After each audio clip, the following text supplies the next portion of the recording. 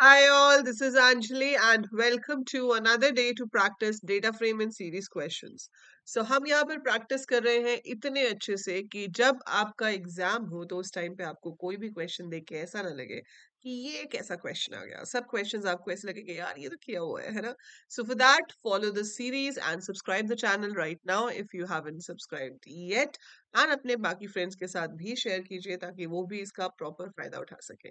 So चलिए शुरू करते हैं आज के क्वेश्चन से। सो लास्ट वीडियो में मैंने आपको होमवर्क दिया था जो आपको कमेंट्स में आंसर लिखना था कि ये जो डेटा फ्रेम आप स्क्रीन पे देख रहे हैं ये क्रिएट करने का कोड क्या होगा, राइट। सो ये क्रिएट करने का कोड क्या होगा, आपके पास डिफरेंट तरीके होते हैं किसी भी कोड को क्रिएट करने के। The easiest way of creating a data frame is dictionary of list. ठीक है, आप लिस्ट ऑफ लिस्ट से भी बना सकते हो, but dictionary of list is one of the simplest way to create it. तो इसका आंसर आप लोगों ने कमेंट्स में दिया है, बट आई एम कंफर्मिंग कि इसका एड्रेस क्या होगा, तो आप अपने एड्रेसेस को इसके साथ मैच, अपने आंसर्स को इसके साथ मैच कर सकते हैं। तो सबसे पहले तो आप इंपोर्ट करेंगे पांडास को, वो तो करना ही है। Then I am going to create the dictionary. So dictionary create करने के लिए मैंने उसका कुछ भी नाम दे दिया, let's say data. And first column की जो हेडिंग है वो है हाउस, तो मैंने हाउस को एज अ की यूज किया और उसके अंदर जो वैल्यूज हैं वो मैंने एक लिस्ट में ले ली। सो आई टेक चिनाब, गंगे, जमुना, जो भी वैल्यूज हैं, just take all of them over here in the list। ठीक है, सो हम यहाँ पर ये सारी वैल्यूज ले लेते हैं। Then we give comma, comma, और उसके बाद आपने क्या किया, फर्स्ट, फर्स्ट के अंदर आपके पास क्या आ जाएगा, 5, 10, 8, 12, 5, 10, comma, then we'll have second, और उसको भी हम लिस्ट में ले लेंगे जो कि हो जाएगा 7, 5, 13, 9, 11, 5, ये लिस्ट हो गई। फिर से कॉमा, और फिर आपके पास आ जाएगा फाइनली आपका तीसरा कॉलम जिसके अंदर वैल्यूज हैं 6, 4, 15, 12, 10 एंड 3। ठीक है, एंड देन कर्ली ब्रैकेट बंद होगी डिक्शनरी को क्लोज करने के लिए। So dictionary is created. Now finally आपको अपना डेटा फ्रेम बनाना है, तो df is equal to pd dot data frame. Make sure d और f आपका कैपिटल है, और ब्रैकेट में आप अपनी डिक्शनरी का नाम दे दोगे। इंडेक्स हमें 0, 1, 2, 3, 4 ही चाहिए, इसलिए इंडेक्स देने की जरूरत नहीं पड़ेगी, और कॉलम हेडिंग्स अपने आप आ जाएंगे क्योंकि वो आपने डिक्शनरी की कीज में दी हुई है। सो जो डिक्शनरी की की होती है वो कॉलम हेडिंग बन जाती है, और जो लिस्ट है वो उस कॉलम के नीचे वैल्यूज बन जाती है। So that's how your data frame is created. You can print it. So this is the code to create this data frame given over here. ठीक है, सो इस तरीके से हम कोड लिख सकते हैं जिससे आपका ये डेटा फ्रेम जो है कि क्रिएट हो रहा है। ठीक है, अब देखते हैं कि इस केस स्टडी में हमारे पास क्या क्वेश्चंस पूछे गए हैं। ये पूछ रहे हैं, write Python command to do the following. Display the house names where the number of second prizes are in the range of 12 to 20। तो ये जो सेकंड वाला कॉलम है इसकी वैल्यू 12 से 20 के बीच में अगर है तो आपको हाउसेस दिखाने हैं। ठीक है, तो डीएफ नेम, यहाँ पर इनका मिसप्रिंट है, इन्होंने यहाँ पर हाउस ले रखा है लेकिन यहाँ कोडिंग में उसका कॉलम का नाम नेम लिया हुआ है, तो यहाँ पर हाउस होना चाहिए था।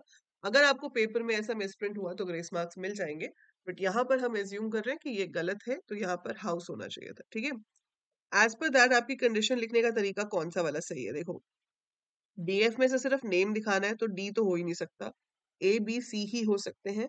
अब ए बी सी के अंदर हम देखेंगे कंडीशन कहाँ पे सही है। सो पहले वाले में लिखा हुआ है ये वाला एंड, सो ये एंड हम यूज नहीं कर सकते, सो दिस इज रॉन्ग। ठीक है, उसके बाद आपके पास ये कंडीशन है और ये वाली है। तो अब हम देखते हैं कि इन दोनों में फर्क क्या है। इन दोनों में फर्क ये है कि इसमें नेम को कोट्स में नहीं लिखा, तो जब आप कॉलम का नाम लिखते हो तो वो कोट्स में होना चाहिए, और बाकी की कंडीशन ऑलमोस्ट सेम है, कोई चेंज नहीं है। So rest of the condition is exactly same. इसमें नेम कोट्स में नहीं है, इसमें है, तो इसलिए सी जो है वो आपका सही आंसर होगा। ठीक है, सो एंड क्यों लगाया ये वाला एंड, कि ये कंडीशन भी ट्रू होनी चाहिए एंड ये कंडीशन भी ट्रू होनी चाहिए। So if both conditions are true तो वो नेम मतलब हाउस को शो करते हैं। ठीक है, so that's why C is the correct answer. So this is Boolean indexing. Then पूछा गया है, display all the records in the reverse order. देखो रिवर्स ऑर्डर में शो करने के लिए हम उल्टा स्लाइसिंग कर सकते हैं, colon colon -1 is the key for that. So slicing के लिए हम आई लॉक यूज कर सकते हैं, सो प्रिंट df.ilog ::(-1). सो जब आप स्टेप -1 देते हो तो आपका पूरा डेटा फ्रेम उल्टे ऑर्डर में प्रिंट हो जाएगा। सो पहले वो लास्ट एलिमेंट को प्रिंट करेगा, फिर सेकेंड लास्ट को, फिर थर्ड लास्ट को, and so on. Display the bottom 3 records. Last 3 records दिखाने के लिए हमारे पास लास्ट या बॉटम कमांड नहीं होती, टेल होता है। So tail is used to show from the bottom, head is used to show from the top. तो अगर आपको आखिरी के रिकॉर्ड्स दिखाने हैं तो आप टेल का इस्तेमाल करेंगे, अगर ऊपर से रिकॉर्ड्स दिखाने होते तो हम हेड का इस्तेमाल करते हैं। Head is also in all small letters, tail is also in all small letters. So option D is the correct answer. Choose the correct output for the given statements. So x is equal to df dot columns colon 1. अब देखो इसमें पहले आपको देखना पड़ेगा कि df dot columns आपको क्या देगा। So df dot columns आपको देगा list of headings of the columns. तो जितने भी मेरे पास कॉलम्स हैं उनके जो नाम है, लाइक हो गया हाउस, फर्स्ट, सेकेंड, थर्ड, ये आएगा। ठीक है, फिर लिख दिया कोलन 1, उसमें से कोलन 1 मतलब 0 से शुरू करो और 1 पे खत्म हो जाओ। दैट मीन्स सिर्फ जो 0 पोजीशन वाली हेडिंग है वो ही आएगी। तो इन्होंने नेम लिखा हुआ है, वैसे वहां पर हाउस लिखा हुआ था, तो नेम और हाउस को अगर हम सेम लेके चल रहे हैं तो option B should be the correct answer. I hope आप ये समझ पा रहे हो। तो डीएफ डॉट कॉलम्स क्या देगा, मुझे एक लिस्ट देगा जिसके अंदर 4 कॉलम्स के नाम होंगे। Name, that is house, first, second, third. फिर मैंने उसमें से स्लाइसिंग करके सिर्फ 0:1 को उठाया। तो 0:1 मतलब सिर्फ 0 पोजिशन वाला एलिमेंट आएगा, जो कि होगा name. That's the correct answer. Which command will give the output 24? आपके पास यहाँ पर 6 रोज हैं, 4 कॉलम्स हैं, 1 2 3 4 5 6 रोज 4 कॉलम्स। सो आपको 24 किससे मिलेगा? साइज से। साइज बताता है कि टोटल वैल्यूज हमारे पास कितनी है। तो df dot size is rows multiplied by columns. तो साइज क्या देता है? Number of rows of the data frame multiplied by number of columns of the data frame. So df dot size से मेरे पास इसका सही आंसर आएगा। ठीक है, so that's how you get the case study based question based on data frame. Now we have another question जो कि series पे based है। Now Push, a student of class 12, has been assigned to code to create a panda series S1 as shown below. ठीक है, उसने ये series create करी होगी। अब पूछा है with reference to the above answer, choose the command that will give the following output. Output में चाहिए B200 C300, मतलब सिर्फ इतना। अब इसका आपको बताना है कि आंसर क्या होगा। देखो पोजिशनल इंडेक्स में स्लाइसिंग दी हुई है यहाँ पे, तो पोजिशनल इंडेक्स अगर मैं लूं तो ये 1 से शुरू कर रहा है और 2 को दिखा रहा है, मतलब मुझे स्लाइसिंग में एंड लिमिट 3 देनी पड़ेगी, क्योंकि अपर लिमिट 3 जो है वो एक्सक्लूडेड होगी। तो इसका सही आंसर आपका होगा option number C, that is S1 1:3। So 1 index है कौन सा? बी वाला, यहाँ से शुरू करेगा। 2 इंडेक्स वाले को भी दिखाएगा, 3 इज द अपर लिमिट, उसको नहीं शो करेगा, वहीं पे रुक जाएगा। ठीक है, सो ये डिफरेंस आपको स्लाइसिंग में याद रखना है कि अगर पोजिशनल इंडेक्स होता है तो अपर लिमिट एक्सक्लूडेड होती है, लेकिन अगर यही B:D किया होता तो वो D को भी इंक्लूड करता।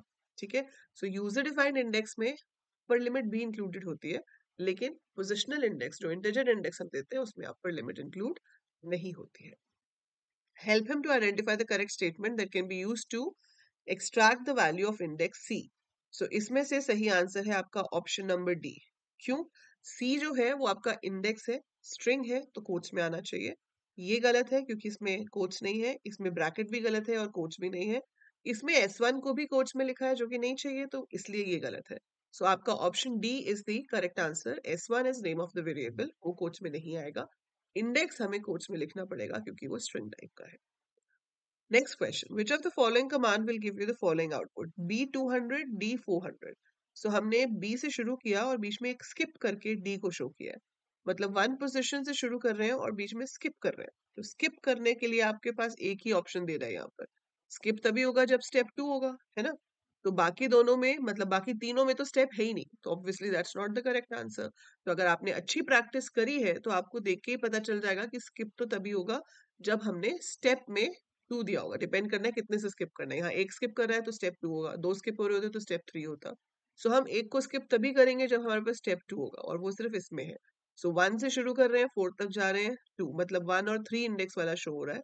सो यस, 1 इंडेक्स पे B है, 3 इंडेक्स पे D है, so that is being displayed. That's the correct answer. Which of the following command will display the series by adding 10 to each value? So आपको हर value के बीच में 10 add करना है। ये तो सिंटेक्स मिस्टेक है, ऐसे स्क्वायर ब्रैकेट में +10 नहीं लिखते। ठीक है, आपके पास ये आंसर सही है। प्रिंट ब्रैकेट्स के अंदर S1 + 10। तो ये इंडिविजुअल वैल्यूज के साथ 10 को ऐड करेगा, जो भी रिजल्ट आएगा उसको स्क्रीन पे शो करेगा। जैसे इस सीरीज के लिए आपके पास आ जाता है A 110, B 210 and so on. So we will get it like that. ठीक है, अब इसमें लास्ट क्वेश्चन हमारे पास है, पुष्प wants to delete the value against index D. Help him to choose the suitable thing.